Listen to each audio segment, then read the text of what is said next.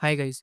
1962 में इंडिया और चाइना के बीच में फर्स्ट वॉर लड़ी जाती है, जिसे हम साइनो इंडिया वॉर भी कहते हैं। इस वॉर में चाइना ने न सिर्फ इंडिया को हराया, बल्कि इंडिया की कुछ टेरिटरी को भी कब्जा लिया था।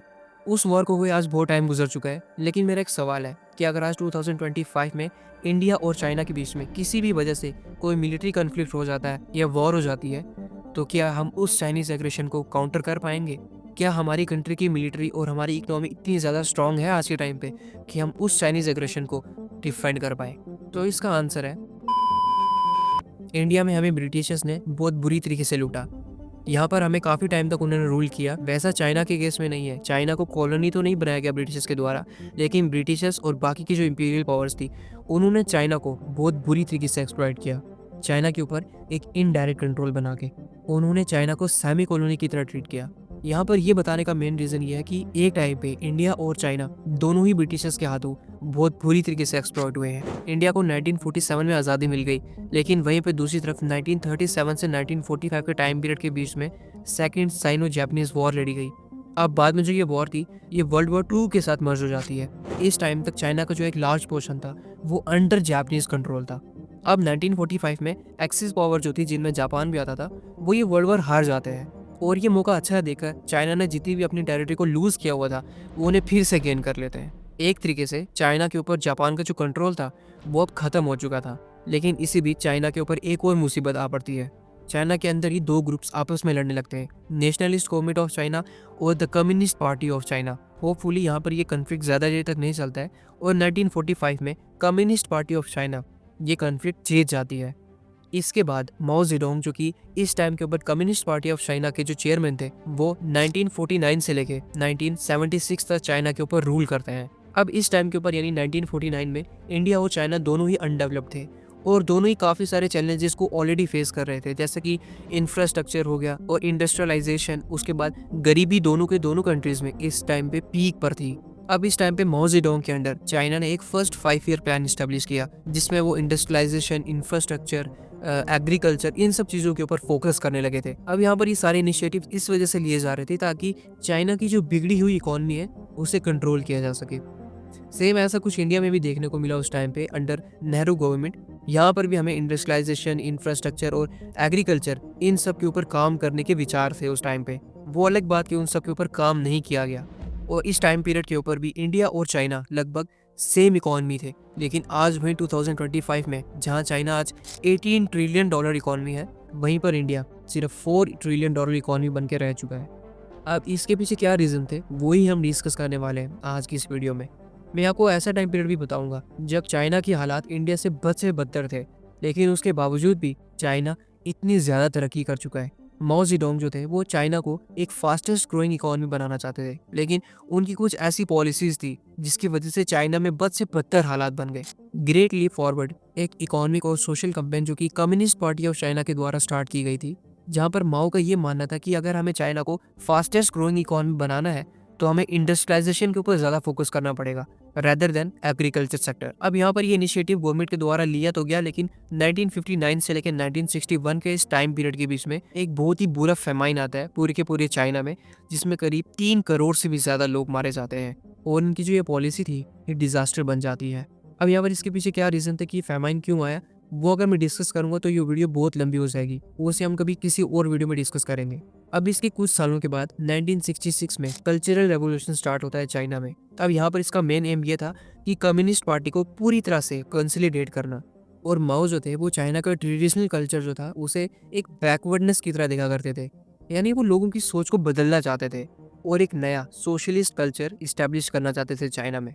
माओ का यहाँ पर यह मानना था कि कम्युनिस्ट पार्टी में ही कुछ लोग जो हैं वो पुरानी सोच को फॉलो करते हैं और उनकी सोच को बदलना था। अब माओ यहाँ पर क्या करते हैं कि बहुत सारे यंग स्टूडेंट्स को जमा करते हैं। एक तरीके से वो आर्मी बनाना चाहते थे, जिन्हें उन्होंने नाम दिया रेड गार्ड्स। बेसिकली इनमें जो यंग स्टूडेंट्स थे, वो पुरानी आइडियोलॉजी को फॉलो नहीं करते थे। वो यहाँ पर जो माओ ने नया सोशलिस्ट कल्चर इस्टेब्लिश करने की प्लानिंग की थी, उसे फॉलो करते थे। और इनका एक ही काम था, पूरे के पूरे चाइना से पुरानी आइडियोलॉजी को बिल्कुल साफ कर देना। तो अब ये लोग यहाँ पर क्या करते हैं कि उन्हें जिसके ऊपर भी शक जाता है कि ये पुरानी आइडियोलॉजी का बंदा है, तो उसे वो टारगेट करते हैं। इवन इन्होंने अपनी पार्टी के अंदर ही कितने सारे लोगों को टारगेट किया। इनफैक्ट इन्होंने इस टाइम पीरियड में काफ़ी सारे लोगों को जान से भी मार दिया। ये नंबर करीब 5 लाख से 1 मिलियन तक बताया जाता है। इसका मकसद यहाँ पे बताना ये था कि इस टाइम पीरियड तक मेरे हिसाब से इंडिया जो था वो चाइना से कई मामलों में बेहतर था। वो अलग बात है कि इस टाइम पीरियड पे इंडिया में पॉलिटिकल इंस्टेबिलिटी बहुत ज़्यादा थी। इस टाइम पीरियड पे इंडियन नेशनल कांग्रेस के अंदर ही कुछ डिस्प्यूट चल रहे थे और भी बहुत सारा कुछ हो रहा था, जिसकी वजह से 1975 में इंदिरा गांधी ने इमरजेंसी लगा दी थी। बट कहने का यहाँ पर मतलब यह है कि इस टाइम के ऊपर इंडिया में शायद उतने बुरे हालात नहीं थे जितना चाइना फेस कर रहा था वहाँ पे। अब यहाँ पर होता कुछ ऐसा है कि 1976 में माओ जेडोंग की डेथ हो जाती है और उनके साथ साथ ही जो ये रेड कार्ड वगैरह जितनी भी उन्होंने पॉलिसीज लाई थी वो सब खत्म हो जाती हैं और चाइना का पूरा कंट्रोल अब डेंग जाओपिंग उनके हाथ में आ जाता है। ये भी उस टाइम के ऊपर कम्युनिस्ट पार्टी ऑफ चाइना के प्रोमिनेंट फिगर थे, इसीलिए रूल इनके हाथ में आता है। डेंग जाओपिंग ने चाइना में सबसे पहले इकोनॉमिक रिफॉर्म शुरू किए, जिसमें बेसिकली इन्होंने सोशलिस्ट पॉलिसीज को मार्केट ओरिएंटेड पॉलिसीज से एक्सचेंज कर दिया। मतलब कि जो सिस्टम था वो सारा का सारा स्टेट के अंडर था और स्टेट ही उसे कंट्रोल किया करती थी, जैसा कि इंडस्ट्रीज, एग्रीकल्चर, ट्रेड, ये सारा का सारा सिस्टम प्लान्ड इकोनॉमी कहलाता है, जिसमें एक तरीके से सब कुछ गवर्नमेंट ही डिसाइड करती है कि क्या और कितना कहाँ कहाँ प्रोड्यूस होगा वगैरह। अब यहाँ पर डेंग जाओपिंग जो थे उनकी जो सोच थी वो बहुत ही अलग थी। तो वो यहाँ पर ये सोचते हैं कि इस तरह से तो हमारी कंट्री का डेवलपमेंट नहीं हो रहा है, तो उन्होंने मार्केट फोर्स को ज़्यादा फ्रीडम दी उस टाइम पे। इसका मतलब कि प्राइवेट बिजनेसेस को अलाउ किया गया, फॉरेन इन्वेस्टमेंट को वहाँ पे इनवाइट किया गया उनकी कंट्री में, एग्रीकल्चर में भी बहुत सारी रिफॉर्म्स लाए गए और साथ ही में हाउस होल्ड रिस्पॉन्सिबिलिटी सिस्टम भी इंट्रोड्यूस किया गया। तो इसकी वजह से जो फार्मर्स थे उन्हें अपने काम में आज़ादी थी, अपनी ज़मीनों पर आज़ादी थी, जिसकी वजह से वहाँ पर प्रोडक्शन बहुत ही ज़्यादा बढ़ने लगा। एक टाइम पे जब ये सारा का सारा स्टेट कंट्रोल था तो यहाँ पर इतना ज़्यादा प्रोडक्शन नहीं था। अब इसी टाइम पीरियड के बीच में ही चाइना में स्पेशल इकोनॉमिक जोन्स भी बनाए, यानी जहाँ पे जो फॉरेन इन्वेस्टर्स थे उन्हें बुलाया गया, जहाँ पर वो इन्वेस्टमेंट कर सके। यहाँ पर टैक्स बेनिफिट्स दिए गए और यहाँ पर फ्री मार्केट पॉलिसीज दी गई। बेसिकली स्पेशल इकोनॉमिक जोन ये चाइना में 1980s में ही स्टैब्लिश होना शुरू हो गए थे, ताकि फॉरेन इन्वेस्टमेंट को बढ़ाया जा सके, जो कि कंट्री के डेवलपमेंट में बहुत ही फायदेमंद था। और ये चीज़ वहाँ पे नोटिस की भी गई और यही इनिशिएटिव गवर्नमेंट ऑफ इंडिया ने करीब ईयर 2000 में आके अपनाया, जो कि चाइना से करीब 20 साल बाद था। और कहीं ना कहीं एक ये भी रीज़न है कि चाइना हमसे आज इतना ज़्यादा आगे है। अब जहाँ 1978 में चाइना रिफॉर्म्स कर रहा था, वहाँ पर सेम इंडिया उस टाइम के ऊपर भी लाइसेंस राज और ओवर रेगुलेशन इन सब चीज़ों में फंसा हुआ था। मतलब कि हर बिजनेस एक्टिविटी के लिए आपको गवर्नमेंट की परमिशन मैंडेटरी थी। ये सिस्टम बेसिकली इंडिया की सोशलिस्ट इकोनॉमी का पार्ट था, जिसमें गवर्नमेंट एक बिजनेस के ऊपर ज़्यादा कंट्रोल किया करती थी। मतलब कि एक बिजनेस शुरू करना, प्रोडक्शन बढ़ाना, प्राइस सेट करना या इवन इंपोर्ट करना, हर चीज़ में लाइसेंस बहुत ही ज़्यादा ज़रूरी था। और ये काम इतना आसान भी नहीं था। यहाँ पर आपको 80+ गवर्नमेंट एजेंसीज का अप्रूवल चाहिए रहता था। बेसिकली वही चीज़ जो चाइना में डेंग जाओपिंग ने आते ही ख़त्म कर दी थी, वो इंडिया में अभी तक चल रही थी।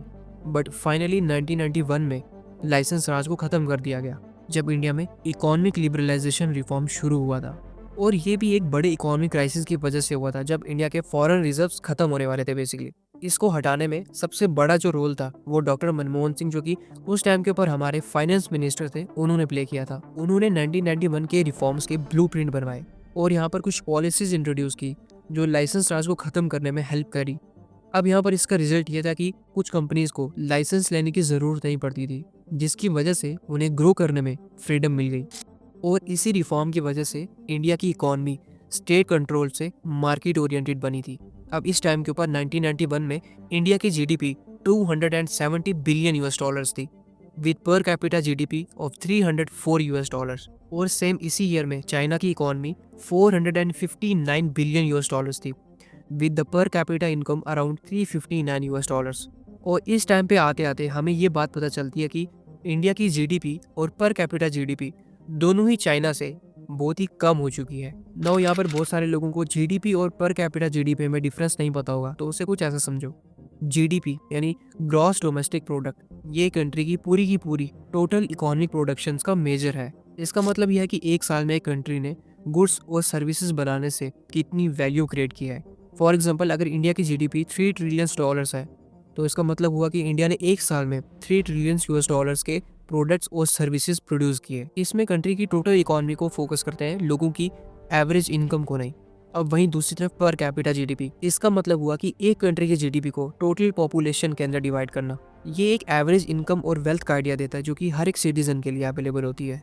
फॉर एग्जांपल 2023 में इंडिया की जो टोटल जीडीपी थी वो 3.7 ट्रिलियन यूएस डॉलर्स थी। वहीं पर कैपिटा जीडीपी जो थी वो 2500 यूएस डॉलर्स थी। वहीं दूसरी तरफ चाइना की 17.7 ट्रिलियन यूएस डॉलर्स और per capita GDP 12,700 US dollars थी। बेसिकली जीडीपी से कंट्री की इकोनॉमिक साइड और पर कैपिटा से लोगों की वेल्थ का पता चलता है। चाइनीज़ इकोनॉमी को इतने ज़्यादा फास्ट ग्रो करवाने में जो एक और वजह थी वो थी इनका हाई इंफ्रास्ट्रक्चर इन्वेस्टमेंट। चाइना ने अपने जीडीपी का अराउंड 8 से 10% अपनी कंट्री की इंफ्रास्ट्रक्चर के ऊपर लगाया, वहाँ के हाईवेज, वहाँ की फास्ट ट्रेन्स वगैरह। वहीं पे दूसरी तरफ जो इंडिया में इंफ्रास्ट्रक्चर डेवलपमेंट था वो बहुत ही ज़्यादा स्लो था, यानी यहाँ पर इंफ्रास्ट्रक्चर बिल्ड करने के लिए फंड्स ही अप्रूव नहीं थे, तो बिल्डिंग को क्या खाक बनाते उस टाइम पे। चाइना ने अपनी इकोनॉमी का बेस मैन्युफैक्चरिंग को बनाया, यानी मेड इन चाइना जो था वो एक ग्लोबल फिनोमिना बन गया। आज भी अगर आप अपने घर पे थोड़ा गौर से देखोगे तो कई सारी चीज़ें जो मिलेंगी वो मेड इन चाइना होंगी, और मेक इन इंडिया आपको बहुत ही ज़्यादा कम प्रोडक्ट्स मिलेंगे। क्या बात कर रहे हैं? यकीन नहीं है तो एक बार देख लो, और ये एक फैक्ट है जिसे हम डिनाई नहीं कर सकते हैं। और यहाँ पर एक और सबसे बड़ा मेन रीज़न जो कि मुझे ऐसा लगता है कि जिसकी वजह से चाइना में इतना ज़्यादा रैपिड इंडस्ट्रियलाइजेशन और इतना ज़्यादा फास्टेस्ट ग्रोइंग इकॉनमी हम चाइना को बनते हुए देख रहे हैं, वो ये है कि वन पार्टी सिस्टम। चाइना में अभी के टाइम पे communist party of China rule कर रही है, एंड वहाँ पर कोई भी अपोजिशन नहीं है, एक ही सरकार है। अब जब पार्टी ही एक है तो यहाँ पर नई सरकार बनना या 5 साल के बाद कोई और सरकार आ जाना, ऐसा कोई सिस्टम ही नहीं है वहाँ पे। तो इसीलिए ये लोग लॉन्ग टर्म प्लानिंग करते हैं, यानी 20 से 25 साल आगे का सोचते हैं, क्योंकि इन्हें डर ही नहीं है किसी चीज़ का। और ऐसा नहीं है कि ये वो जो प्लान बनाते हैं उसे इम्प्लीमेंट नहीं करते, वो उसे इम्प्लीमेंट भी करते हैं। लेकिन वहीं पे हमारे इंडिया में ऐसा नहीं है। यहाँ पर हम डेमोक्रेसी को फॉलो करते हैं, और हर 5 साल के बाद एक नई सरकार आती है या 10 साल के बाद नई सरकार आती है। तो यहाँ पर इसी पॉलिटिशियंस को यही नहीं पता होता कि 5 साल के बाद ये कुर्सी मेरे पास रहेगी भी कि नहीं, तो लॉन्ग टर्म प्लानिंग कैसे ही करेंगे वो। अब ऐसा भी नहीं है कि मैं यहाँ पर डेमोक्रेसी को बुरा वाला कह रहा हूँ, मैं यहाँ पे बस एक फैक्ट बता रहा हूँ। इसके साथ साथ चाइना ने अपने एजुकेशन सिस्टम को बहुत ही ज़्यादा इम्प्रूव किया। उन्होंने प्राइमरी एजुकेशन के ऊपर बहुत ही ज़्यादा फोकस किया और स्टार्टिंग से ही एक स्किल सिखाने की कोशिश की वहाँ के बच्चों को। और वहीं पे दूसरी तरफ हमारे इंडिया में एजुकेशन सिस्टम का बुरा हाल है। जैसा हमें ब्रिटिशर्स दे के गए थे, उससे भी बदतर हालत में हमारा एजुकेशन सिस्टम आज के टाइम पे बन चुका है। और ये एक फैक्ट है, इसे कोई भी डिनाई नहीं कर सकता है, इवन हमारे एजुकेशन मिनिस्टर भी। और ये भी एक रीज़न था चाइना का इतना ज़्यादा फास्ट ग्रो करने के पीछे, क्योंकि उन्होंने एजुकेशन को एजुकेशन की तरह ही लिया और एजुकेशन को एक बिजनेस की तरह नहीं चलाया।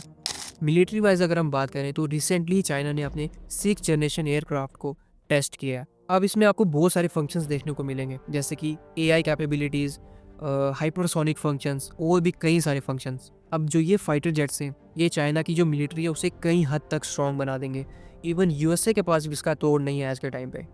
अभी के टाइम पे जो चाइना के फाइटर जेट्स हैं ये अंडर डेवलप्ड हैं, लेकिन थोड़े ही टाइम में ये भी डेवलप हो जाएंगे। ये जो फाइटर जेट्स होंगे ये 6000 किलोमीटर पर आवर की स्पीड से फ्लाई करेंगे, और किसी भी रडार के अंदर तो ये आने ही नहीं वाले। इससे भी ज़्यादा शॉकिंग बात ये कि हम इसे फुली आर्टिफिशियल इंटेलिजेंस से भी कंट्रोल कर सकते हैं, यानी पायलट की भी यहाँ पर ज़रूरत नहीं पड़ने वाली है। जिससे आप समझ सकते हो कि आज के टाइम पे टेक्नोलॉजी वाइज चाइना हमसे कितना ज़्यादा आगे है। और वहीं पे दूसरी तरफ इंडिया का फाइटर जेट तेजस, जो कि एक 4th जनरेशन एयरक्राफ्ट है, और आज के टाइम पे भी वो फुल पोटेंशियल अचीव नहीं कर पाया है। एक शॉकिंग चीज़ बताऊं, इसका डेवलपमेंट 1980s में शुरू हुआ था और आज भी ये अंडर डेवलप्ड है। जहां आज के टाइम पे चाइना प्लेन के पार्ट्स, इंजन, ये सब कुछ खुद ही डेवलप कर रहा है और सेल्फ डिपेंडेंट है, किसी और कंट्री पर डिपेंड नहीं है। वहीं पर इंडिया तेजस के लिए भी यूएसए और रशिया के ऊपर डिपेंड है, और आज भी तेजस जिसे हम अपनी प्रोडक्शन बताते हैं उसके इंजन्स यूएसए की एक कंपनी बना के देती है। यानी आप समझ सकते हो कि हम कितना ज़्यादा डिपेंड है अपने ऊपर। जहाँ पे आज के टाइम पे चाइना का जो मिलिट्री बजट है वो 296 बिलियन डॉलर्स है, वहीं पर इंडिया का military budget 76 billion US dollars पे ही अटका पड़ा है, और ये चाइना के कंपैरिजन में बहुत ज़्यादा कम है। जिसे आप ये समझो कि एक टाइम के ऊपर दो कंट्री जो सेम इकोनॉमी शेयर किया करती थी, आज उनके बीच में इतना बड़ा गैप आ चुका है। और मेरे उस क्वेश्चन का आंसर जो मैंने आपको स्टार्टिंग में पूछा था कि अगर इंडिया और चाइना के बीच में 2025 में किसी भी वजह से वॉर हो जाती है तो उसका रिजल्ट क्या होगा, आई होप आपको उसका आंसर भी मिल गया होगा। अगर आपको वीडियो पसंद आया तो मेरे को कमेंट में ज़रूर से बताना, और वीडियो पसंद आया तो लाइक और चैनल को सब्सक्राइब भी ज़रूर से कर देना।